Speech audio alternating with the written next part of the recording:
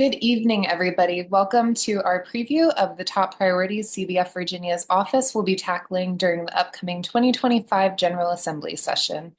I'm Gabby Troutman, the Virginia Outreach and Advocacy Manager, and I'm thrilled to have you all online with us tonight. Before we dive into our main content, I did want to make sure that everybody is comfortable with Zoom and highlight the Q&A feature, which is at the bottom of your screens. As Jay goes through his slides, you can feel free to submit any questions you have, and we'll answer them at the end of his presentation. If you're not familiar with the Q&A button, it's at the bottom bar of your Zoom window. If you click on it, you can open up that window and type your questions in the text box and hit submit. And you can also choose to upvote questions. If you have a question you're particularly interested in, that helps us prioritize the questions with the most interest. We do ask that you reserve the chat function for any technical issues that you need to communicate to us so that we can easily sort through those. I'm pleased to have Jay Ford with us tonight, who serves as CBF's Virginia Policy Manager. Jay works to develop and advance our clean water policies and climate change adaptation goals with the General Assembly and around the Commonwealth, and he works with state regulatory agencies as well to implement environmental protections. Before joining CBF, he served as the Virginia Eastern Shorekeeper, as well as a legislative aide and campaign advisor to Lieutenant Governor Ralph Northam. And he has a BA in philosophy from the College of William and Mary and lives in Accomack County, where he owns a farm with his wife and two children. Welcome, Jay. Good evening, everybody. Thanks so much for joining on a Wednesday night. I'm very excited that there are a group of people that think this is as much fun as I do and to be willing to commit their evening to it. Big picture, this is a very important year. We're going into a year where there is a lot of discussion at the federal and multi-state level about the future of Bay restoration. Just on the 10th, the governor of Virginia joined with the governor of Pennsylvania and Maryland to sign a recommitment to Bay restoration goals. And over the next year, there is going to be a lot of conversation among scientists and policymakers about adjustments to those goals. And in many ways, our General Assembly this year is going to reflect the emerging science and the policy suggestions that have bubbled up in these conversations as we try to help Virginia pivot to make sure we are getting the highest return on investment for our dollars and that we're pursuing the policies that are going to accelerate the Bay restoration and create a durable solution. So I'm going to jump into it tonight. Also, let me just say at the start, every year we have the best of intentions to tell you all of the bills we're going to work on, and then we get to Richmond in January, and there are some immediate curveballs that end up taking up a good amount of our time. If there's something on your radar that I don't mention tonight, please feel free to ask a question about it. We've probably thought about it or been asked to think about it, but it just didn't rise to a slide this evening. So first of all, sort of the lay of the land going into this upcoming session. This is a blissfully short session where we alternate between a short session and a long session each year. So we will be going in on the 8th, and theoretically, we'd be out on the 22nd. Although the last couple of years, we tend to stretch beyond the official end date, but let's keep our fingers crossed as we go into the holiday season that we will have a holiday miracle next year. Another thing that's really important is this is Governor Youngkin's last year. So policies that they are looking to promote to cement their legacy will be a priority for the administration. It's also a time when people start looking towards the future, and a lot of that backdrop plays out in the General Assembly. We have multiple announced candidates that are going to be running for governor next year, and they will very likely have staff in the building next year and be working with members of their respective parties to start to shape what their future administration might work on by interacting with the GA this year. And then the last part that's really important is fallout from the federal election. There's always the personal aspect that no matter who wins on the national level, someone in the state houses is upset about it. Um, right now, there are some very concrete items that have been proposed on the federal level that could affect Virginia's budget in particular. Virginia is heavily dependent upon federal workers, people who are contractors for the government in both Northern Virginia and Hampton Roads. And there's been a lot of discussion about potential cuts to both the government side as well as government spending. And so there has already been discussion amongst the Money Committee members about how that might impact revenues going forward in the state, which trickles down to water priorities because what happens with state revenues directly impacts our key budget initiatives. So those are kind of the atmospherics as we go into this session. And they're all things that are sometimes intangible, but may sometimes be very impactful on the outcome of legislation.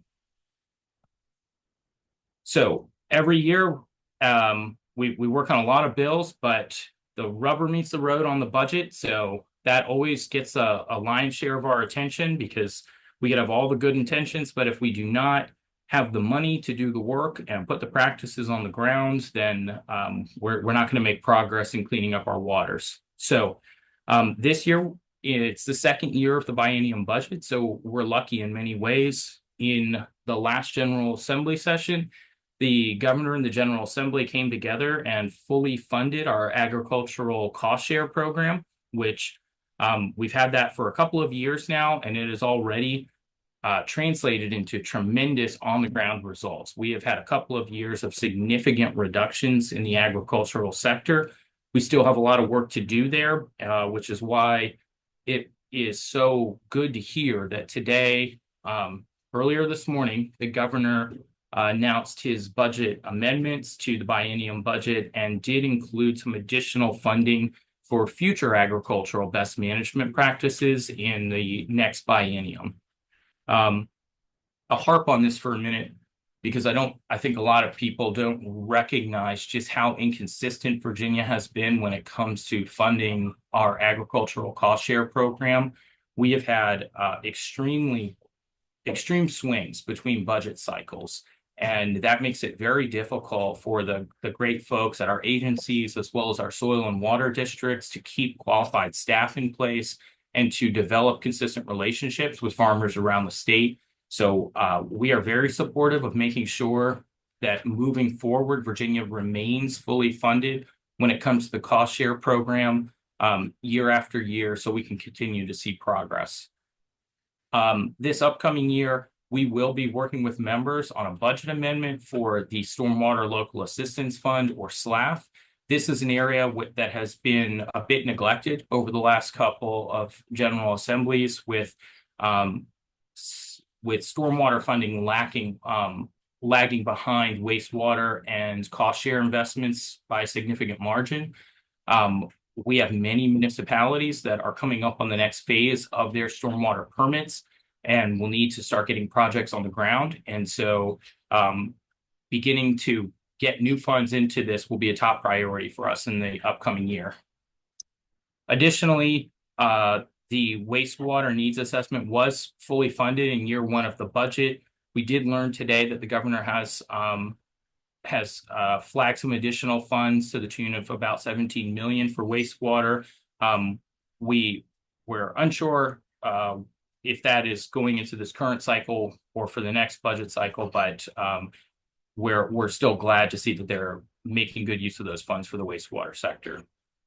Big picture on the budget, as I already mentioned, there was a lot of discussion about maximizing our return on investment. You may have seen the governor recently issued an executive directive that talked a lot about reassessing Virginia's Bay work and making sure that we are maximizing both our tax dollars, but that we're pursuing practices that make sense.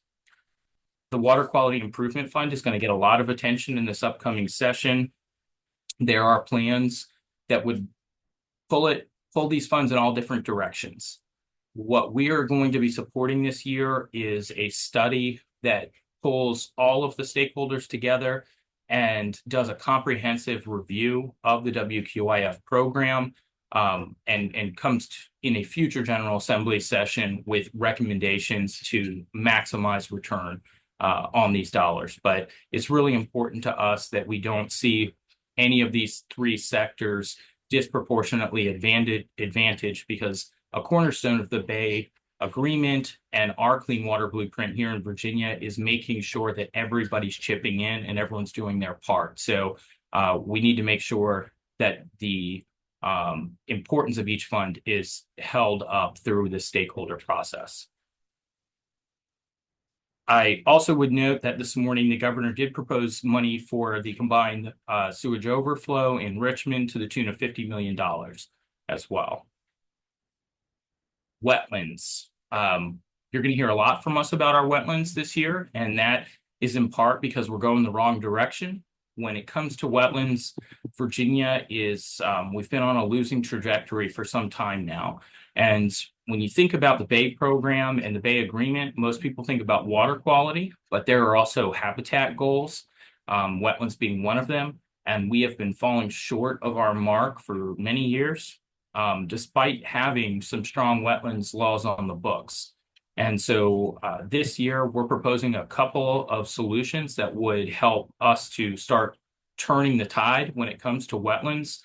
The first would be the creation of a large-scale living shoreline fund to help pick up where our excellent VCAP program leaves off, which is at projects that would be over 1.5 miles in fetch. So large scale shoreline stabilization projects where we can start to really move the needle in terms of total linear feet that are being planted out and transformed into a more livable coastal habitat. Additionally, we're going to be working on a wetlands policy group, and that policy group would really be taking a hard look at all of Virginia's current programs, policies, and procedures to really do a stress test on them to say, okay, we're going in the wrong direction. So what needs to be changed in these policies? And additionally, really zero in on the question of migration and wetlands persistence in the future. So climate change is one of, if not the biggest threats to our wetlands.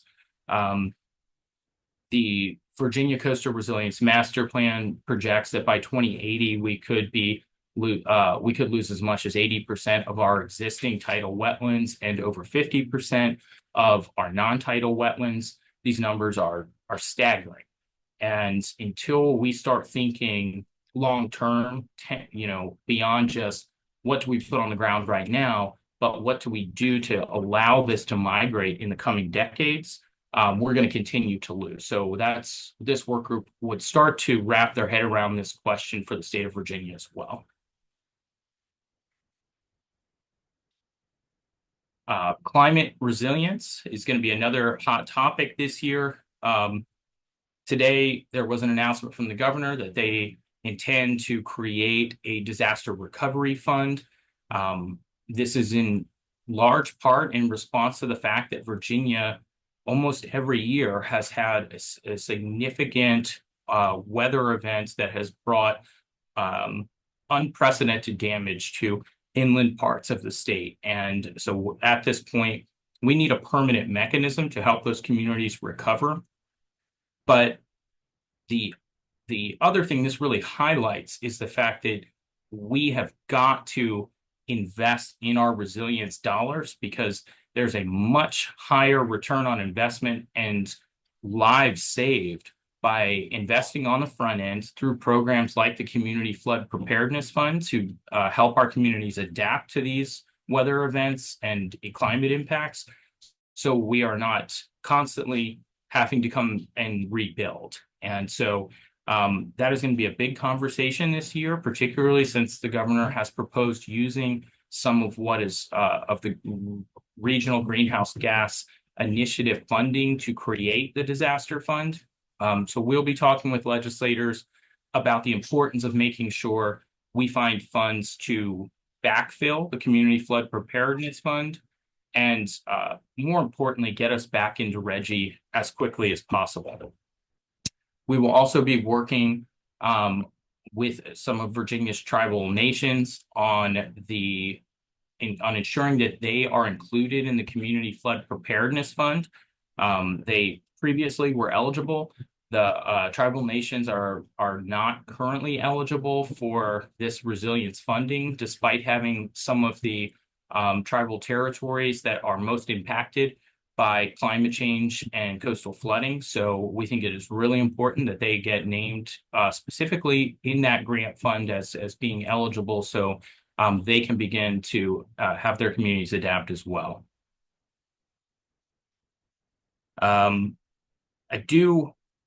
This is not a bill that we're going to directly work on, but we will be supporting it. I do want to shout it out, though, because it's some of our key partners at both Wetlands Watch and Environmental Defense Fund. They are working on legislation to make it easier for homeowners to know if their property is going to flood. And this is just such a cornerstone provision to climate adaptation. We have got to increase public awareness. People need to know when they are buying into a property that is going to have perpetual flooding issues and maybe be on a trajectory to just continually get worse. And right now, it's entirely too difficult for that information to make its way to homeowners. So those partner groups will be working on this legislation, and we look forward to supporting them on it. The last thing I do want to mention on climate resilience is if you're in Hampton Roads, or really if you're anywhere in Virginia, you've probably heard of some of these coastal storm risk management projects that the Army Corps does. In Hampton Roads, it is the Norfolk Wall. These are massive engineered solutions that are to be deployed on a community scale and usually have price tags in the billions, many billions. And so we have a number of communities throughout the state that are going through the process now to be eligible or finish designs to get this kind of infrastructure scale, citywide investment of Army Corps federal dollars. But part of that is that the localities have to come up with a match to be able to pull that money down. And for most Virginia localities, that match is beyond their reach. But the protection offered by these projects is essential. So many of the localities are looking to the General Assembly to help them meet that match. But for the General Assembly, that may be many hundreds of millions, if not, billions over the course of all of these projects running through the General Assembly. So we're working this year with some legislators to study this question of how does the state set up a methodology to offer assistance to localities who are going through these major federal projects, and what's the best system for the state to offer money on projects that are aligned with Virginia's resilience goals, which are things like maximizing nature-based design and protecting, creating a prioritization for some of our low-income communities that have been left out of these projects historically.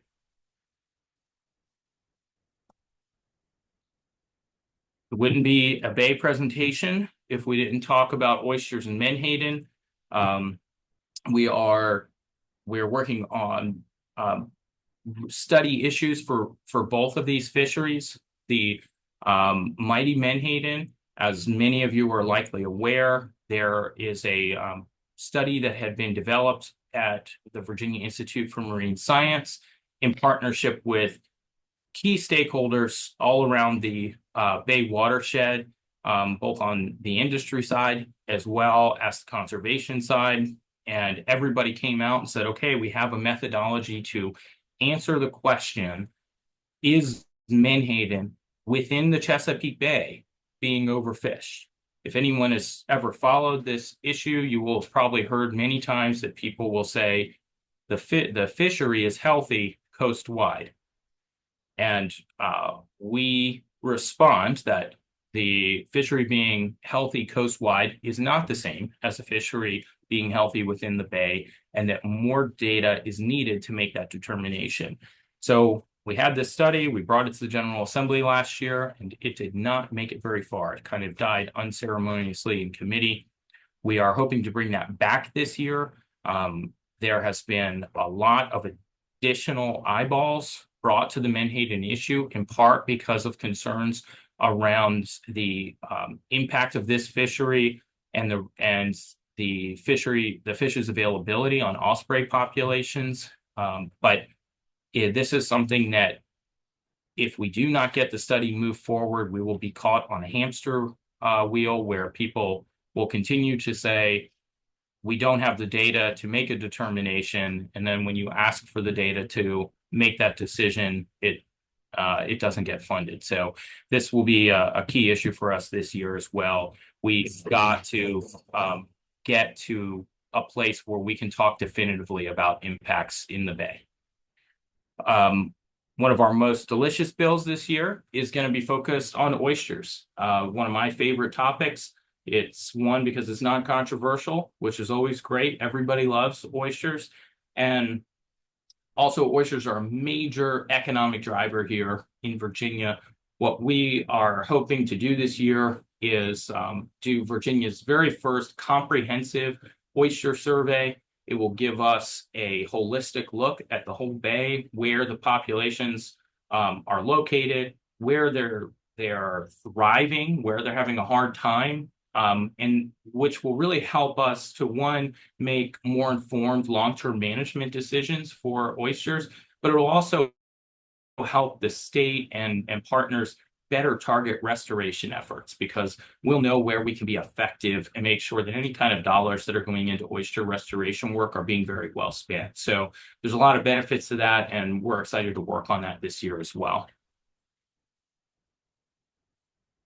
The other bivalve, the mighty freshwater mussel. With the last couple of years, we've been really excited to make some progress, get the first technical staff, mussel specialist on staff over at DWR, but our ability to grow the species out and then get them out into the tributaries has been sort of bottlenecked by the size of the hatchery facilities. So we are working with legislators to try and move a budget amendment that would expand the Harrison Lake hatchery so we can help get more of these mussels out into the waters, preserving some really keystone species, as well as getting them out to help filter the trees. Every single year, we like to work on trees. It's one of our favorite topics. This year, we're expecting to work on 2 bills that we know of, but this is a topic that also spawns many bills all of its own accord. So we'll wait and see what the final landscape looks like. But right now, we know we're going to be working on a bill that we saw last year with Delegate Patrick Hope that would have provided some extra flexibility for increasing tree canopy during replacement. And we're hopeful, working with stakeholders, that we may be able to get the governor to sign the bill this time. Additionally, we are going to be working with Delegate Willett on a bill that would allow all localities to create a tree fund, and that fund would allow them to receive funds from a developer when on-site canopy requirements could not be met. And the locality could then use those funds to plant and maintain trees on public and private land. And this is something that right now is unavailable to all localities throughout the state. And many localities need this tool in order to be able to better maintain what they have, as well as make sure that they're capturing those mitigation dollars. We are very excited to be working on environmental education funding this year. Admittedly, this is something I kind of had to dig in myself, and I learned a lot this year. Not all of it good, but Virginia, we invest less in environmental education than our partner states in the Bay Agreement. Both Pennsylvania and Maryland outpace us. Right now, Virginia is spending only about 30 cents per student on environmental education, versus $2.78 per student in Maryland. Besides being really core memory events to get a student out on the water or out into the woods or even into their local community looking at a rain garden, these experiences have a direct correlation with, key STEM values and making sure that students have a direct connection to those science-based skills. And so it's critical for both, a quality education, but it is also critical for tying the next generation of Virginias into our natural resources and instilling that appreciation in them. So one of the fun things about the Bay Agreement is all the states oftentimes get to compare what they're doing, and it can sometimes create a little bit of friendly competition. So this year, we are hoping to take Virginia from $250,000 a year in environmental education to $1 million a year.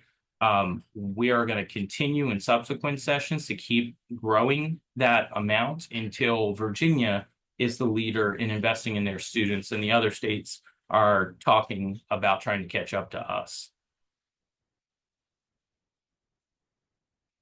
A topic that has been taking up a lot of oxygen this year is the question of how do we sustainably meet our clean energy goals while balancing them against the land use impacts that they have. So we have been very involved in the solar siting conversations. This year, you'll likely hear from us. There's going to be a lot of bills on this topic that range on everything from required local ordinance to the idea of offering assistance to localities so they could develop their own regional energy plans. We are going to be working on legislation that would do two things. It would develop regional energy plans across the whole state. So rural areas that are currently wrestling with questions around solar development, they would develop their plans and have an opportunity to weigh in on where they think these facilities would be appropriately sited, what type of renewable energies they want to have within their region in order to help meet the clean economy goals.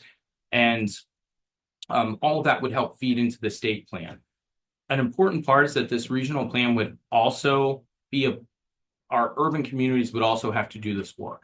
And one of the things we've heard from a lot of our rural localities is you're asking us to build all of this large scale solar, but when I go to Fairfax or I go to Norfolk, I don't see any solar on the schools. I don't see any solar all over their parking lots.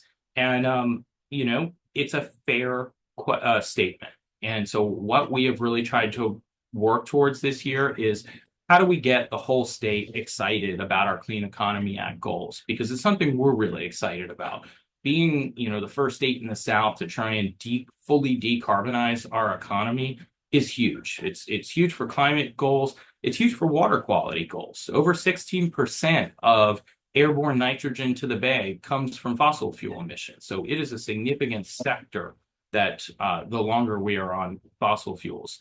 So our goal in this upcoming session will be able to find that middle path that gets something to passage that gets rural communities and urban communities all thinking about how they're going to make contributions to our renewable targets, and really also trying to help dispel some of the misinformation around renewables that has been getting traction in some communities by offering an advisory opinion. So localities, no matter what their local staffing needs are, will get an opinion that can help them kind of cut through the myths and make and provide them with some objective information in their decision-making process. We are very excited about, I think a lot of people have characterized this as a big problem, but I am old enough to remember when getting solar on the ground all over Virginia or building a giant wind farm was a pipe dream.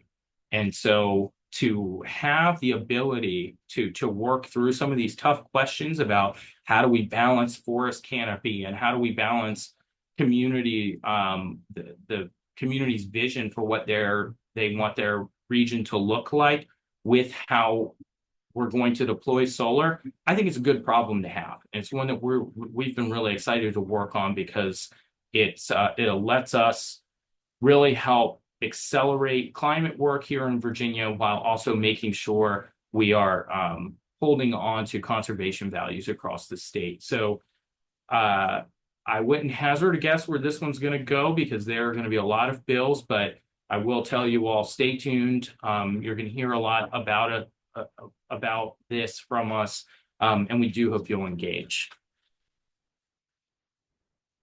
Keeping on this theme for a moment, we are also expecting some positive legislation this year that would help to alleviate some of these conflicts by looking at alternative arrangements to the straight utility scale solar. So we are expecting legislation that would help make it easier to get agrivoltaics on the ground, as you can see here, and we've really seen some amazing agrivoltaic displays over the last year.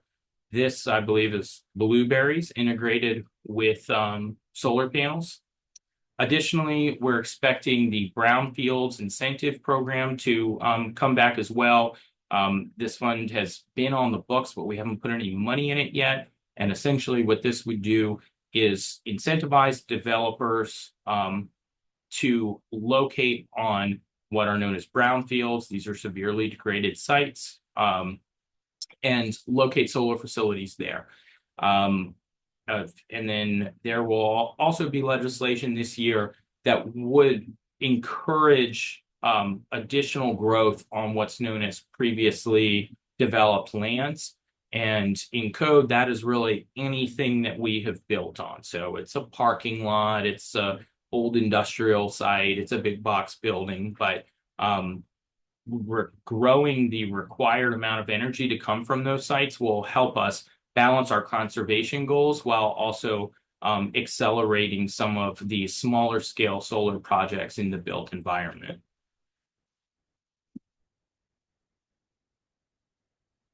This year, we are also excited to be working with a couple of sponsors on environmental justice legislation.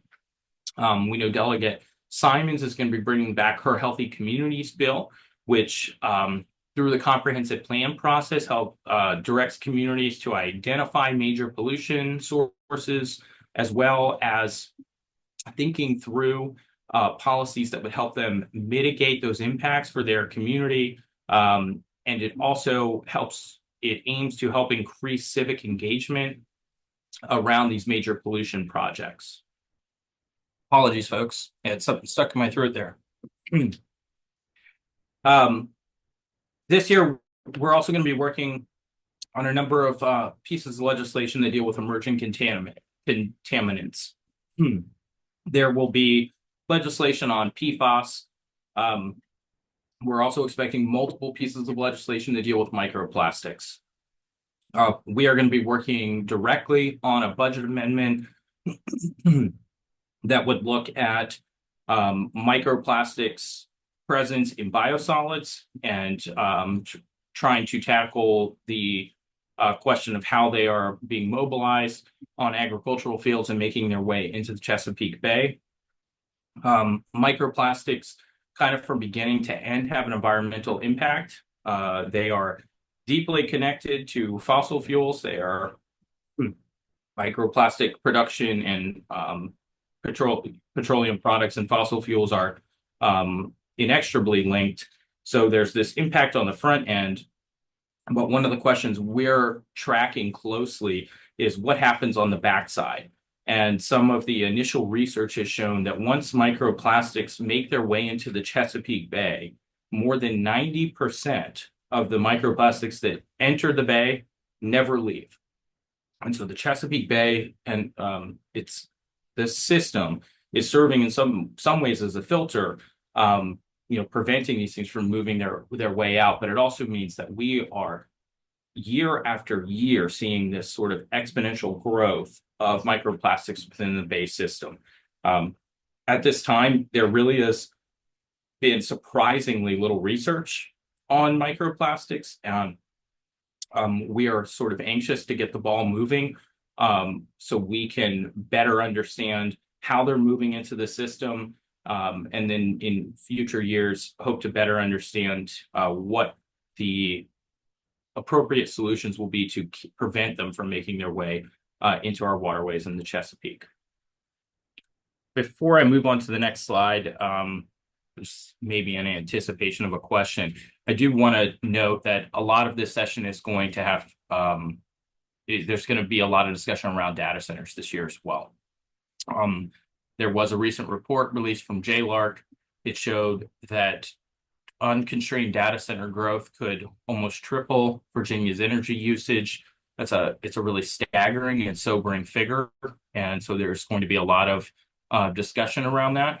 Additionally, there was analysis of water use and a number of other natural resource questions that I think were less eye-popping, but there's still a lot of questions about water use as well. As it stands right now, this isn't an area we're going to be directly engaged in, but it's one we're very much tracking. And depending on how legislation emerges and what questions it's trying to tackle, we may find ourselves involved. I'm going to hand it over to Gabby now, and hopefully she will not cough at you. Slide. Well, with all of that said, we're very excited to invite you to join us on January 14th for our Clean Water Lobby Day at the General Assembly. This is your opportunity to meet with your legislators and share why clean water matters to you. You can learn more about some of these key legislative priorities that we'll be working on through our prep session that will hold the week before Water Lobby Day, when we'll have a little more clarity on the exact bills that we're lobbying for. We expect that those will start showing up in the legislative information system in the next couple of weeks over the holidays, and we'll have the actual bill numbers and details to share with you at that point. And this is also a great opportunity for you to collaborate with other advocates from your district who are passionate about our natural resources as well. Registration is open through January 8th, and the sooner that you register, the sooner I can help schedule meetings for you. We provide tools for you to advocate through our training webinar, which will take place on January 8th, as well as fact sheets that cover those key priority bills. We'll also have a charter bus for advocates who are joining us from the Hampton Roads region to make your travel easier. We'll also have lunch for all attendees on Lobby Day. And I think the key thing to remember is that legislators really want to hear from you as their constituents and learn about the key issues that matter to you and the communities that they're representing. And sharing your story and why clean water is important to you and your community can have a really powerful impact on their decision making.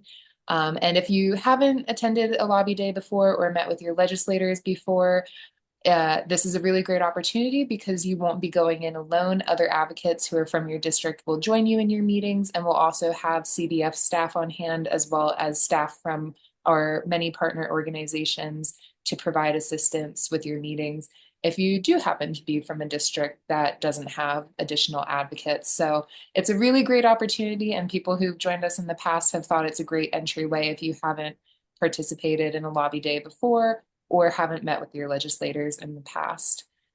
And I will drop the registration link in the chat for you. So if you're interested, please do register as soon as possible. Like I said, we're willing to schedule your meetings for you, and we'd love to do that before the holidays if we can, and then capturing their attention in early January to schedule the remaining meetings. But with that, we're happy to answer any questions that folks have. So I'll take a look at the chat. And the first question that I see, Jay, is, and you touched on tree conservation a little bit, but is CBF proposing any bills to create more natural habitats and encourage native plant and tree conservation? Yeah, and hi, Glenda. Thanks for joining. So, yeah, I would say yes. The Wetlands Fund bill is definitely geared at creating coastal habitat. Um, Additionally, like last year, we were involved in the um, invasive plant legislation. I understand that will be coming back, and I imagine we'll be offering our support for that again as well. I spent last weekend cutting Chinese privet and English ivy out of hedgerows for many hours, so I feel very passionately about that bill right now. And I would say generally all of the resilience work that we're doing, it puts a regulatory or statutory prioritization on natural and nature-based projects. So lots of those projects be will have required elements for um, natural preserves or some kind of green element being created as part of its implementation.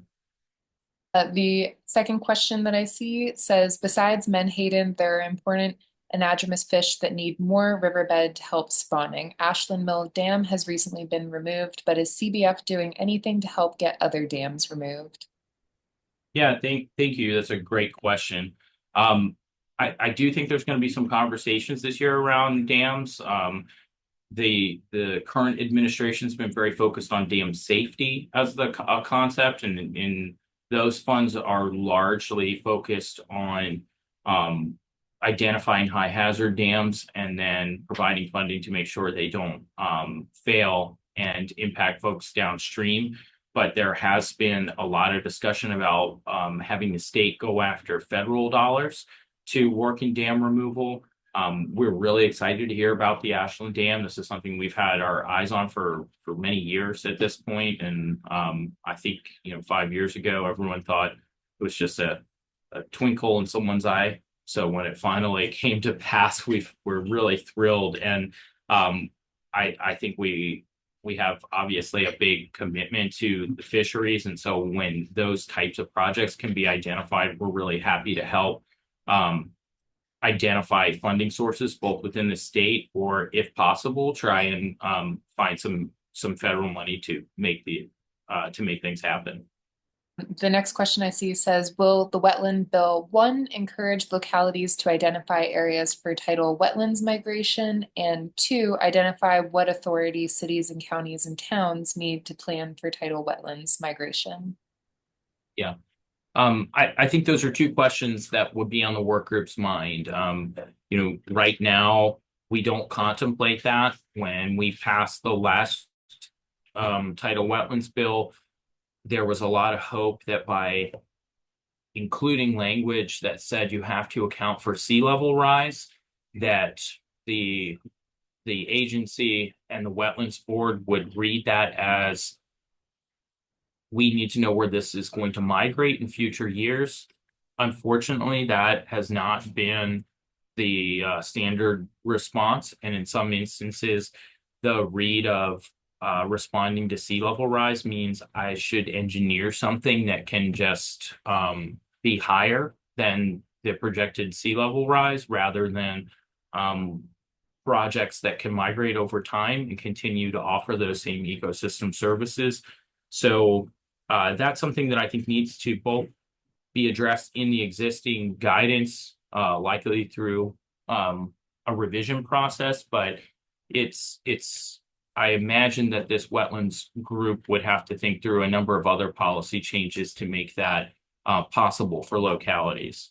The hard reality is that the vast majority of shoreline is privately owned, and the vast majority of shoreline land is owned by someone else behind it. And how we reconcile those two things is a big question, but it's something we have to figure out if we're really going to have climate resilient communities, because in many communities all around Virginia, the locations where we're seeing this inundation, it impacts so many more people than just that property owner. And so we are going to have to start thinking about community scale solutions. Um, but it's precisely why this work group is needed, because it's a very difficult question, and it's one that will probably necessitate incentives on the front end before we look at policy levers. Seeing no other questions, if questions do come to mind, oh, I see one other one that popped up. Catherine said she's very concerned about the possibility that the incoming administration will defund EPA. If so, what discussions are underway? Um, yeah, I think there's a lot of things from the past term that would alarm would alarm us. So one thing that we're keeping a close eye on is the Bay program itself.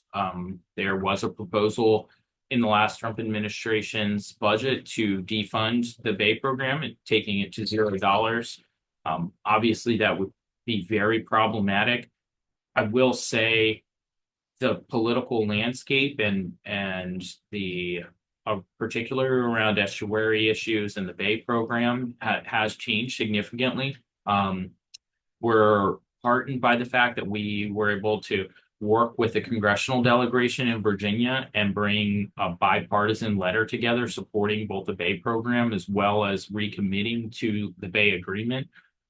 So we are we are hopeful that we can head that off at the pass, but should that come forward as a recommendation, we feel like we have strong relationships on both sides of the aisle here in Virginia. Where we also know that the current Virginia administration has strong relationships with the incoming federal administration, and they've made it clear that Bay restoration is really important to them. So we would certainly turn to our friends in the governor's mansion as well as members of the congressional delegation to help carry that message to the federal government that Bay restoration is here to stay. So um, you never say never, but I feel pretty comfortable that we would be able to lead a diverse coalition of bipartisan legislators in pushing back on that effort. And I'll give one last chance to anybody who might be typing a question. But I also will drop my email as well as Jay's email into the chat for you so that if you have any questions that come to mind after this evening as you're mulling over everything we've discussed tonight, you can feel free to reach out to us. And we really appreciate everyone being online tonight. And I hope to see you in January for Clean Water Lobby Day. And it looks like we did receive another question. Given the numerous topics and items that you are pursuing, how do you determine which receive the highest focus, impact, and likelihood of negative results to our environment? And their example is data center sprawl is taking over energy use and land use. Yeah, thanks, Kevin. That's a really good question. And it's one every year we really work hard to make sure that we're kind of laser focused on the issues that are our expertise in the Bay area. But we do certainly take a hard look at questions that are going to have just tremendous environmental impact, even if they're not directly in Bay land. And so that is one of our the factors we consider. I will say we're really lucky to be part of a really strong network of partner organizations. So one thing we're very good at is taking these big complicated issues in your example, data centers, and then talking to all our partners and saying, okay, who is taking this component for task and letting them sort of lead, and then our organizations and others can help offer a support role for them in the building. So we delegate internally. We divide labor amongst the scores of conservation groups, but working through the Virginia Conservation Network, this sort of helps serve as our umbrella group. We make sure that we lift these issues up and make sure that nothing falls through the crack. And that is something that gets a lot of our attention. If it's a water question, groups are usually coming to us, but we're always happy to lend a hand if it's a land use question or a climate question that might have water related impacts as well. But I will say it's an art, not a science. We do always try to, but we put a lot of thought into maximizing the return of our invested time to make sure that we're having the biggest impact we can. And you're looking at me right now, but we really have an awesome team that kind of scours the building at the Bay Foundation. There's a mini army of us that go see all the legislators, so we can cover a lot of ground. And while I wait one more second, I'll just shamelessly drop the registration link again for Water Lobby Day in the chat. We would really love to see everyone there. And like I mentioned, if you are joining us from the Hampton Roads region, we do have a charter bus to help make that an easier travel for you so that you don't have to worry about parking and the traffic and driving up yourself that day. But seeing no additional questions that have popped up, thank you so much, everybody, for joining us this evening. Like I said, if you do have additional questions that come to mind, you can feel free to reach out to Jay and I at our emails, and I'll be sending a follow-up email to you as well that will have the recording to this webinar if you'd like to share it with anybody. With that, thank you so much, everybody, and have a great evening.